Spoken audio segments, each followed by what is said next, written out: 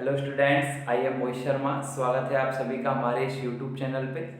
सबसे पहले तो उन स्टूडेंट्स को बहुत बहुत बधाई जो इस बार 12th में थे और जो कि अब एग्ज़ाम नहीं होंगे आपके। तो एक अच्छी बात भी है ये, लेकिन आप ऐसा ना सोचें, अपनी जो नॉलेज है आपके 12th की वो आपको आगे बहुत काम आने वाली है, ठीक है। और जो हमारे स्टूडेंट 11th में से होके अब जो 12th में आए हैं उनके लिए तो हम ये टारगेट वाइज चला ही रहे हैं, तो वो तो अपनी स्टडी बिल्कुल कंटिन्यू करेंगे ही। तो देखिए, लास्ट क्लास में हम जो आपका चैप्टर नंबर 3 चल रहा है उसमें 3.3 तक कंप्लीट कर चुके थे। बिल्कुल एक एक क्वेश्चन, एक एक एग्जाम्पल मैंने आपको कंप्लीट कराया है, साथ में आपको नोट्स प्रोवाइड करवाए हैं। कहीं भी यदि कोई भी किसी प्रकार की परेशानी है तो यदि किसी भी क्वेश्चन में, वैसे तो नहीं होगी, यदि है तो आप मेरे को बताएं, मैं उसका सॉल्यूशन दूंगा आपको। देखिए, आज का जो अपना टॉपिक रहने वाला है, देखिए यहाँ से जो अपन 3.4 एक्सरसाइज पढ़ेंगे उसका पहले मटेरियल तैयार करते हैं। तो देखिए, यहाँ से आपको बहुत ध्यान से समझने की ज़रूरत है, क्योंकि अब जो ये टॉपिक आ रहा है प्रतिलोम व्युत्क्रमणीय अवयव वाला, यहाँ से आपके 101% एक बड़ा क्वेश्चन आता है आपके एग्जाम में। और थोड़ा सा ये टफ टॉपिक है, लेकिन मैं आपको इतने अच्छे ढंग से और इतने ट्रिकी वे से आपको इसको समझाऊंगा कि आपको बिल्कुल भी कोई प्रॉब्लम नहीं होगी, ये बस मेरी गारंटी है। और मैं जो आपको ये ट्रिक बताऊंगा, ये आपको ट्रिक कहीं नहीं मिलेगी। और इस ट्रिक पे यदि आप चले तो आपसे मैं गारंटी के साथ बोल रहा हूँ कि जो क्वेश्चंस हैं वो बहुत इजी वे से होंगे, मतलब बहुत आसानी से आप क्वेश्चंस निकाल पाओगे, ठीक है। और एक एक क्वेश्चन और एक एक एग्जाम्पल मैं आपको करवाऊंगा, ठीक है। तो सबसे पहले अपन ये पढ़ते हैं कि व्युत्क्रमणीय अवयव क्या होती है। व्युत्क्रमणीय अवयव क्या होती है, देखिए, माना कि जो कोई ए है, ए एक एम कोटि की कोई वर्ग अवयव है। ए जो है वो एक एम कोटि की वर्ग अवयव है, ठीक है। तथा बी जो है, बी भी एक एम कोटि की वर्ग अवयव है। तब जो अवयव बी है वो अवयव ए की व्युत्क्रम अवयव कहलाती है। व्युत्क्रम अवयव कहलाती है यदि ए बी इंटू बी ए बराबर आई है। तो मैंने क्या बोला कि ए जो है, ए वो कोई कोटि एम की वर्ग अवयव है, और जो अवयव बी है वो भी एम कोटि की एक वर्ग अवयव है। तब जो अवयव बी है, इस अवयव ए की व्युत्क्रम अवयव यानी इनवर्स जो मैट्रिक्स कहलाएगी, व्युत्क्रम अवयव कहलाएगी यदि a b into b a b करें, ए इंटू बी करें, चाहे बी इंटू ए करें, क्या है, आइडेंटिटी मैट्रिक्स, मतलब तस्मक अवयव आए, तो ये जो अवयव बी है वो अवयव ए की व्युत्क्रम अवयव कहलाती है, ठीक है। अवयव बी अवयव ए की व्युत्क्रम अवयव कहलाती है, ठीक है। और तथा ए जो है, ए वो व्युत्क्रमणीय कहलाती है, तथा ए जो है वो व्युत्क्रमणीय अवयव कहलाती है। देखिए, मेरे सेंटेंस को ध्यान से सुने, मैं क्या बोल रहा हूं कि यदि अवयव ए, देखिए नोट्स आपको बिल्कुल प्रिपेयर मिल जाएंगे, उनकी आप टेंशन ना लें, बिल्कुल मैं जो बोल रहा हूं उसे समझें कि मैंने क्या बोला कि यदि अवयव ए है वो कोटि एम की एक वर्ग अवयव है। एम का मान कुछ भी हो सकता है, 2 3 4 5 कुछ भी, एम कोटि की एक वर्ग अवयव है। और अवयव बी भी एक एम कोटि की वर्ग अवयव है। तब यदि a इंटू बी बराबर बी इंटू ए करें और क्या आए, आइडेंटिटी मैट्रिक्स बोले तो तत्समक अवयव आए, तो जो अवयव b है वो अवयव b अवयव a की क्या कहलाती है, व्युत्क्रम अवयव कहलाती है। तथा जो और इसे अपन a इनवर्स से व्यक्त करते हैं, तो b बराबर क्या हो गया, a इनवर्स। क्लियर है, ओके। तो जो अवयव b है वो अवयव a की क्या कहलाती है, व्युत्क्रम अवयव कहलाती है, व्युत्क्रम अवयव, व्युत्क्रम अवयव। और जो अवयव a है वो अवयव a व्युत्क्रमणीय कहलाती है, व्युत्क्रमणीय, व्युत्क्रमणीय, व्युत्क्रमणीय कहलाती है। यहां तक कोई प्रॉब्लम नहीं है आपको। और देखिए, जो व्युत्क्रम अवयव होती है वो हमेशा वर्ग अवयव के लिए ही परिभाषित होती है, आयताकार अवयव के लिए परिभाषित नहीं होती। अब जैसे देखिए, एग्जांपल से अपन समझते हैं सबसे पहले इस चीज को, जो व्युत्क्रम अवयव है इसे अपन एक एग्जांपल से समझते हैं, आपको बहुत अच्छे से समझ में आ जाएगा। जैसे मान लीजिए दो मैट्रिक्स हैं, एक मैट्रिक्स है ए, मैट्रिक्स ए है ये, और एक मैट्रिक्स है बी, एक मैट्रिक्स है बी। अब देखें, सबसे पहले मैंने क्या किया, a इंटू बी किया, a इंटू बी। अब मैंने दो मैट्रिक्स का मल्टीप्लाई किया, संभव है इनका, ये 2/2 की है, ये 2/2 की है, बिल्कुल संभव है। और गुणा करने पर एक 2/2 की मैट्रिक्स ही प्राप्त होगी। और गुणा करना मैंने आपको बहुत अच्छे से बताया है पंक्तियों का स्तंभों के साथ। तो पहली पंक्ति का पहले स्तंभ के साथ, तो 2 दूनी 4, और दूसरी पहली पंक्ति का पहले स्तंभ के साथ 2 दूनी 4 और 3 इंटू -1 यानी -3। तो ये क्या आ गया, यहाँ पे 1 आ गया। पहली पंक्ति का दूसरे स्तंभ के साथ तो -6 और ये +6 यानी 0। दूसरी पंक्ति का पहले स्तंभ के साथ तो 2 - 2 यानी 0, और दूसरी पंक्ति का दूसरे स्तंभ के साथ तो यानी हो गया 1। अब क्या निकाला मैंने, BA यानी B इंटू A निकाला। तो पहली पंक्ति का पहले स्तंभ के साथ तो 2 दूनी 4 -3 यानी 1। पहली पंक्ति का दूसरे स्तंभ के साथ 4 - 6 यानी 0, और दूसरी पंक्ति का पहले स्तंभ के साथ और दूसरी पंक्ति का दूसरे स्तंभ के साथ।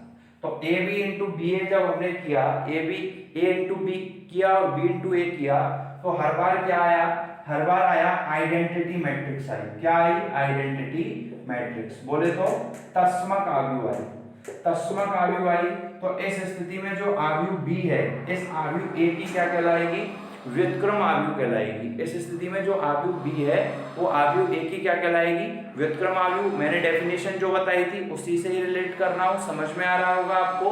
तो जो आव्यूह B है ये आव्यूह A की व्युत्क्रम आव्यूह कहलाती है, तथा और इसे अपन A इनवर्स से लिखेंगे तो B बराबर क्या हो गया, A इनवर्स हो गया। और जो आव्यूह A है ये आव्यूह A क्या कहलाती है, व्युत्क्रमणीय कहलाती है। ठीक है, व्युत्क्रमणीय कहलाती है। अब नेक्स्ट बात, ये जो दो नोट हैं, देखिए आपको नोट्स में सब कुछ मिल जाएगा। ये जो व्युत्क्रमणीय यानी जो व्युत्क्रम आव्यूह होती है ये हमेशा वर्ग आव्यूह के लिए ही परिभाषित होती है, आयताकार आव्यूह के लिए परिभाषित नहीं होती। अर्थात एक वर्गाकार आव्यूह की ही व्युत्क्रम आव्यूह होती है, आयताकार आव्यूह की व्युत्क्रम आव्यूह नहीं होती। इसलिए नहीं होती क्योंकि जब हम AB इंटू BA निकालेंगे, A इंटू B तथा B इंटू A निकालेंगे तो इसका मान समान आए और तत्समक आव्यूह प्राप्त हो, इसके लिए आवश्यक है कि A तथा B समान कोटि की वर्ग आव्यूह होनी चाहिए। क्योंकि जब A तथा B समान कोटि की वर्ग आव्यूह होंगी तभी A इंटू B तथा B इंटू A का मान समान आएगा, अर्थात तत्समक आव्यूह आएगा। इसलिए जो व्युत्क्रम आव्यूह जो निकाली जाती है वो हमेशा एक वर्ग आव्यूह की ही निकाल सकते हैं, एक आयताकार आव्यूह की हम व्युत्क्रम आव्यूह नहीं निकाल सकते। क्यों नहीं निकाल सकते, क्योंकि जब हम A इंटू B और B इंटू A है, इन दोनों का मान बराबर आए और तत्समक आव्यूह के बराबर आए, इसके लिए आवश्यक है कि A तथा B समान कोटि की वर्ग आव्यूह होनी चाहिए। यहां तक बात क्लियर होनी चाहिए, आपके समझ में आनी चाहिए, मैं सोचता हूं। और दूसरा एक नोट ये है कि यदि B जो है, यदि B आव्यूह A की व्युत्क्रम आव्यूह है तो आव्यूह A भी आव्यूह B की व्युत्क्रम आव्यूह होती है। मतलब व्युत्क्रम में क्रमण में नियम होता है कि यदि B आव्यूह A की व्युत्क्रम आव्यूह है तो आव्यूह A भी आव्यूह B की व्युत्क्रम आव्यूह होती है। क्लियर है? अब देखिएगा, अब जो हमारा नेक्स्ट टॉपिक आता है वो आता है प्रारंभिक संक्रियाओं के प्रयोग द्वारा किसी भी आव्यूह की व्युत्क्रम आव्यूह ज्ञात करना। क्या टॉपिक है? प्रारंभिक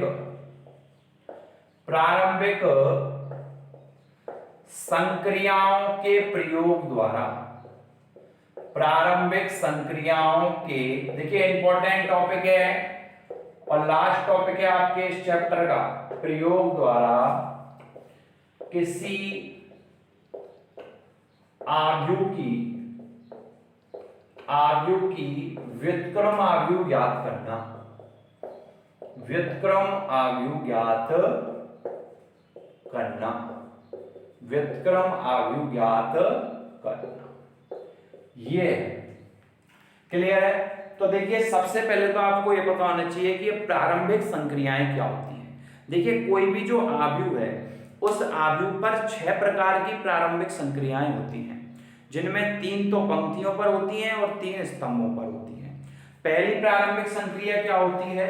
पहली प्रारंभिक संक्रिया होती है कि किसी भी आव्यूह की किन्हीं 2 पंक्तियों तथा 2 स्तंभों के अवयवों का परस्पर विनिमय।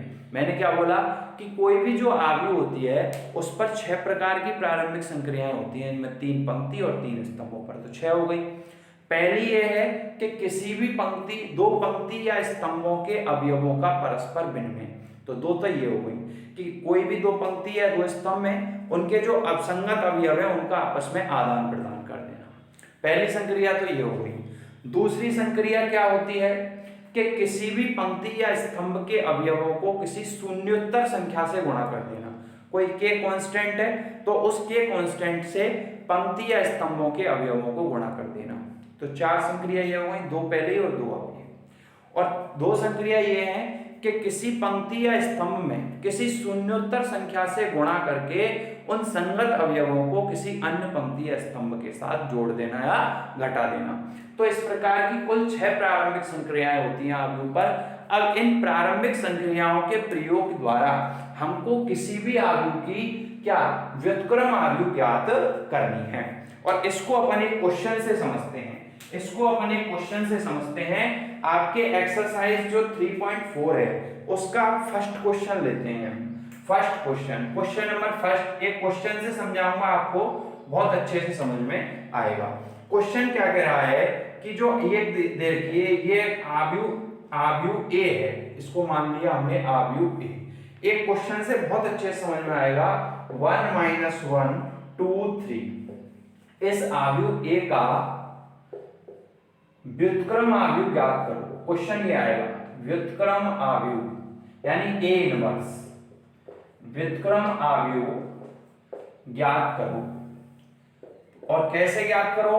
प्रारंभिक संक्रियाओं के प्रयोग द्वारा। प्रारंभिक संक्रियाओं के प्रयोग द्वारा।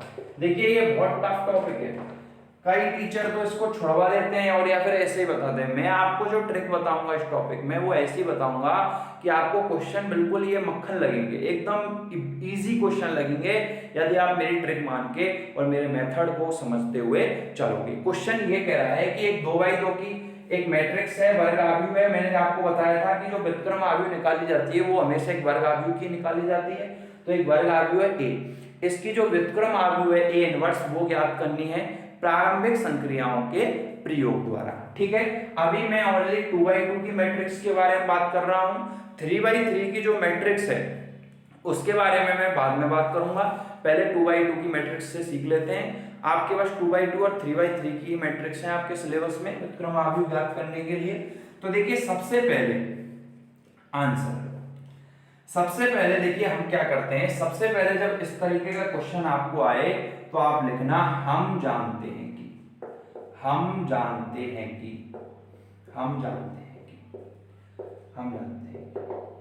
ए बराबर आई, ए बराबर आई।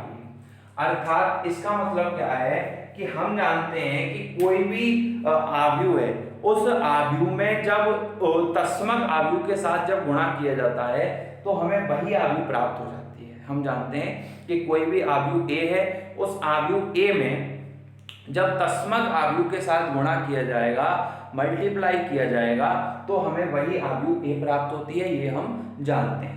तो हमने सबसे पहले लिखा हम जानते हैं कि ए बराबर आई ए। अब हमको ए इनवर्स की वैल्यू ज्ञात करनी है।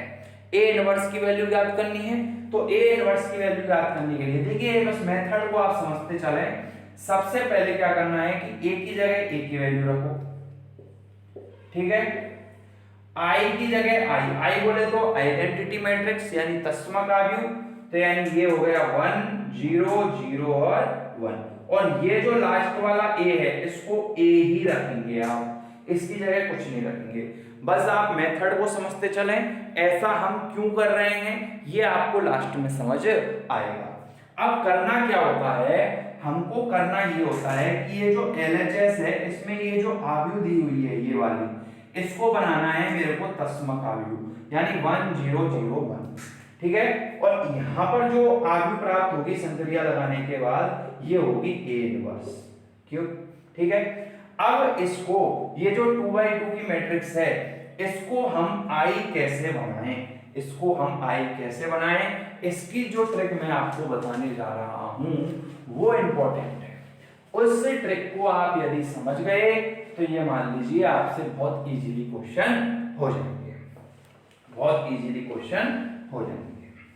तो देखिए मैंने क्या लिखा, a बराबर आई ए, ये लिखा। a की जगह a की वैल्यू पुट की 1 -1 2 और 3, और i की जगह i की वैल्यू पुट की 1 0 0 और 1, और a की जगह a। अब प्रारंभिक संक्रियाओं के प्रयोग द्वारा हमको a इनवर्स की वैल्यू ज्ञात करनी है, ये हमारा क्वेश्चन है। तो देखिएगा सबसे पहले क्या होता है, a इनवर्स ज्ञात करने के लिए हमको इधर क्या बनाना होता है, i बनाना होता है इस मैट्रिक्स को। तो ठीक है, i बनानी है ये वाली मैट्रिक्स। तो i बोले तो i क्या होता है, 1 0 0 और 1, यही तो होता है i। यानी यहां 0 बनाना है, यहां 1 बनाना है, यहां 0 और यहां 1 बनाना है। तो मैं जो आपको ट्रिक बता रहा हूं, ये जो मंत्र बता रहा हूं, इसको आप लाइफ टाइम याद रखें। ये मेरे खुद के द्वारा बनाया हुआ मंत्र है। देखिएगा आप स्टार्टिंग चाहे कहीं से भी कर सकते हैं, इसको 1 बना दो, इसको 0, पहले किसी को बना दो, लेकिन आपको स्टार्टिंग यहां से करनी है, यहां से स्टार्टिंग करनी है। यानी इसको क्या बनाना है, 0।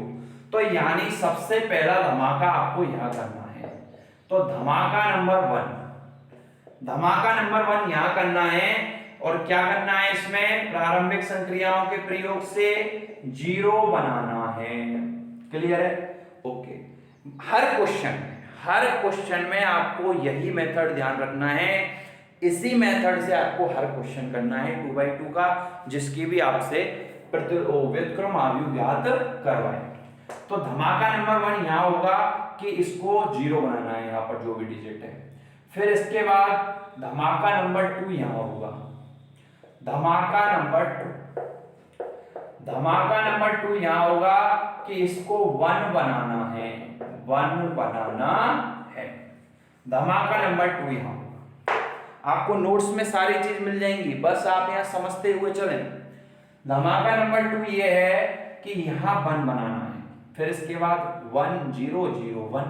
तो अब यहां क्या बनेगा, धमाका नंबर 3, धमाका नंबर 3 है, धमाका नंबर 3 क्या बनाना है, 0 बनाना है, 0 बनाना है। और ये आपका धमाका नंबर 4 कि यहां पे आपको क्या बनाना है, 1 बनाना है, 1 बनाना है। ये आपके 4 धमाके होंगे, ठीक है। तो देखिएगा सबसे पहले धमाका नंबर 1, यानी हमको 0 बनाना है ये। तो 0 बनाने के लिए मैं देखिए क्या करूं। अब एक चीज और ध्यान रखें, जैसे मैं बोलूं R का मतलब होता है रो और C का मतलब होता है कॉलम। तो मैंने बोला R1 टेंड्स टू, तो इसका मतलब ये है कि R1 के स्थान पर, या इंग्लिश में बोले तो R1 टेंड्स टू। क्या बोला मैंने, इसका मतलब क्या है, R1 के स्थान पर। हिंदी में R1 टेंड्स टू, जैसे मैं बोलूं R1 टेंड्स टू R2, यानी R1 के स्थान पर कौन सी R2 पंक्ति आ जाएगी।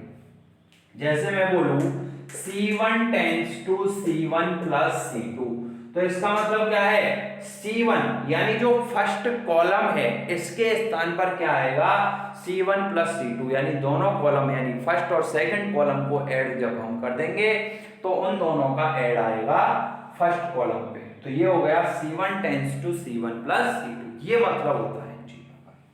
तो देखिएगा अब यहां पर आपको कैलकुलेशन में बस थोड़ा सा दिमाग लगाना है, और आप जब इनकी प्रैक्टिस कर लोगे हर क्वेश्चन की, तो मैं आपको एक गारंटी के साथ बोल रहा हूं कि आप इनको कभी नहीं भूल पाओगे।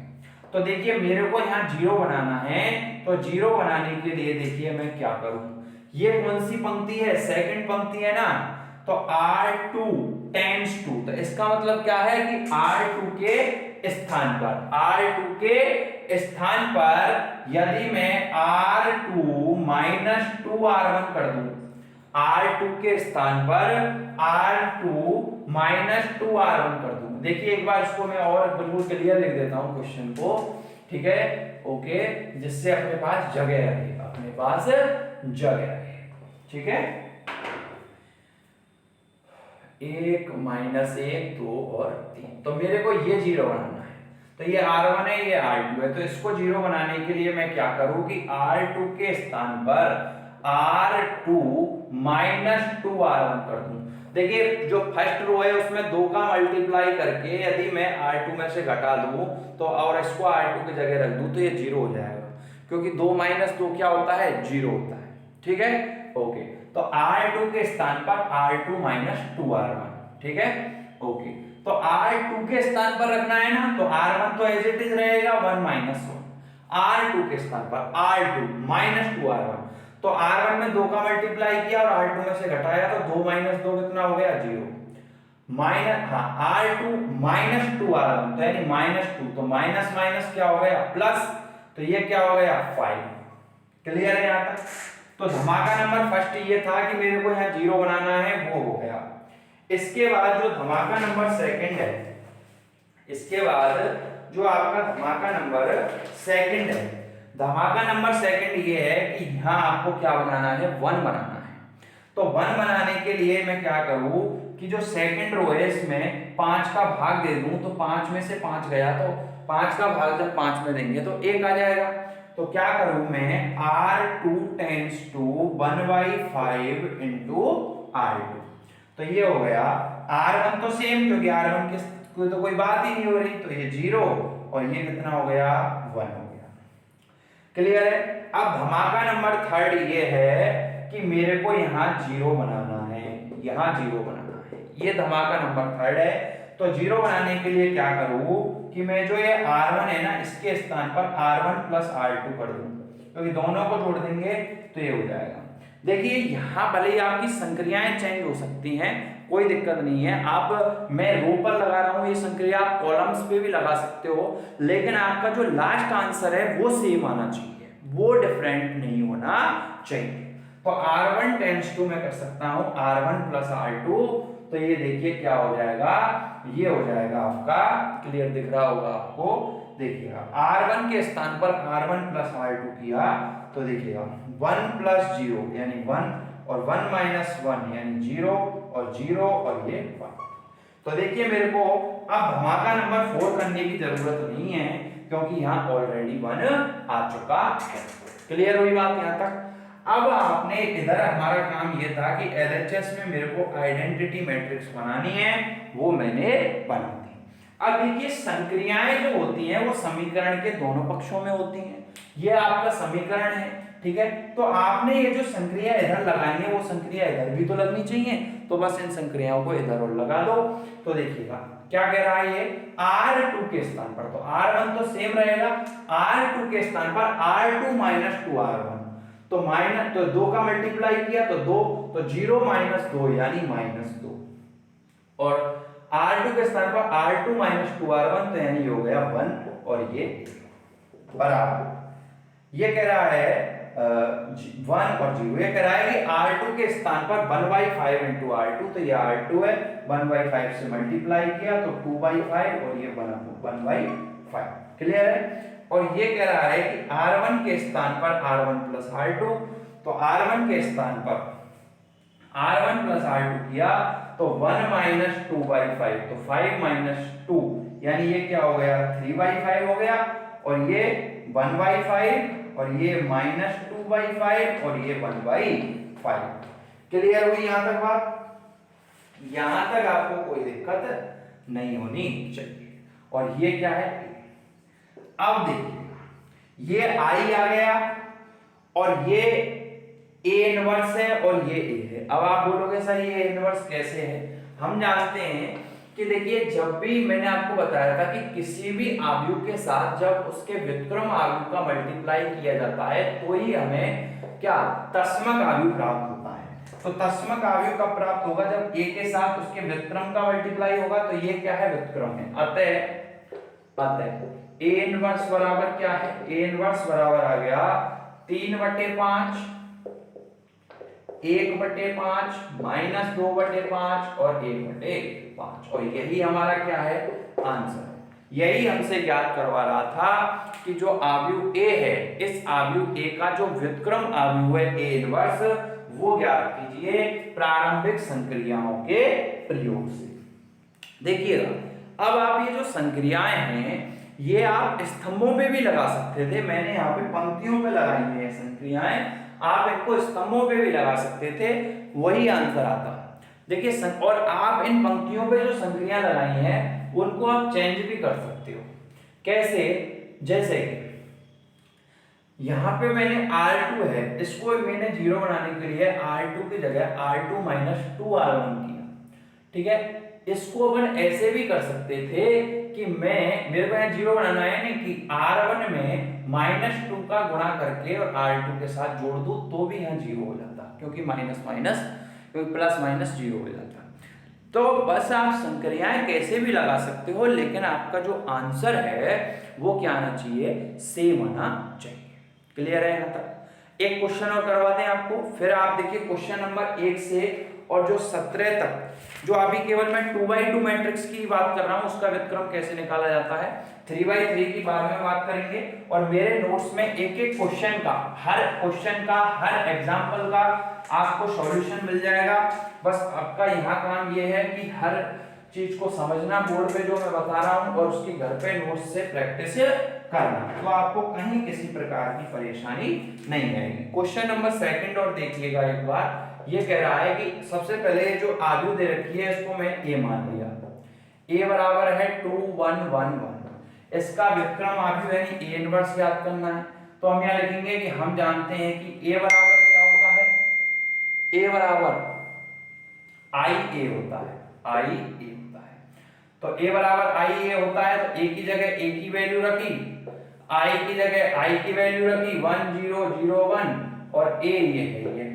अब यहाँ सबसे पहला धमाका, यहाँ क्या करना है, 0 बनाना है ना, तो क्या करूं मैं, R2 के स्थान पर 2R2 माइनस R1, तो ये क्या हो जाएगा 2 1, तो ये हो जाएगा 2 - 2 यानी 0 और 2 - 1 यानी 1। तो धमाका सेकंड, यहाँ 1 0 0 1, तो 1 तो बन ही गया, यहाँ 0 बनाना, तो क्या करूं मैं, R1 माइनस R2 कर दूं, तो 0 हो जाएगा। तो 2 किसके स्थान पर, R1 के स्थान पर, R1 के स्थान पर, तो ये हो जाएगा 2 - 0 यानी 2 0 0 और 1, और मेरे को क्या बनाना है 1, तो 1/2 से डिवाइड कर दूं, तो ये हो जाएगा 1 0 0 और 1, और यही संक्रिया आप इधर लगा देना, तो इससे आपको a इनवर्स की वैल्यू आ जाएगी। ठीक है, तो इस प्रकार से जो 2x2 की मैट्रिक्स है उसके व्युत्क्रम आयु को कैसे निकाला जाता है प्रारंभिक संक्रियाओं के द्वारा, ये मैंने आपको आज बताया। मेरे जो आपको नोट्स मिलेंगे उनमें मेरे हैंड रिटन जो एक एक क्वेश्चन है उसका सॉल्यूशन 3.1 के जो क्वेश्चन नंबर 17 तक है उसमें एग्जाम्पल है उनका भी सॉल्यूशन मिलेगा, तो आप उनको अपने घर पे देखिए बहुत अच्छे से प्रैक्टिस करें। ठीक है, 3x3 की मैट्रिक्स के जो व्युत्क्रम निकाला जाता है प्रारंभिक संक्रियाओं के प्रयोग से, वो मैं आपको नेक्स्ट क्लास में बताऊंगा। ठीक है, जब तक आप इनकी प्रैक्टिस करें, वीडियो को ज़्यादा से ज़्यादा लाइक करें, शेयर करें, हमारे चैनल को सब्सक्राइब करें। Thank you so much.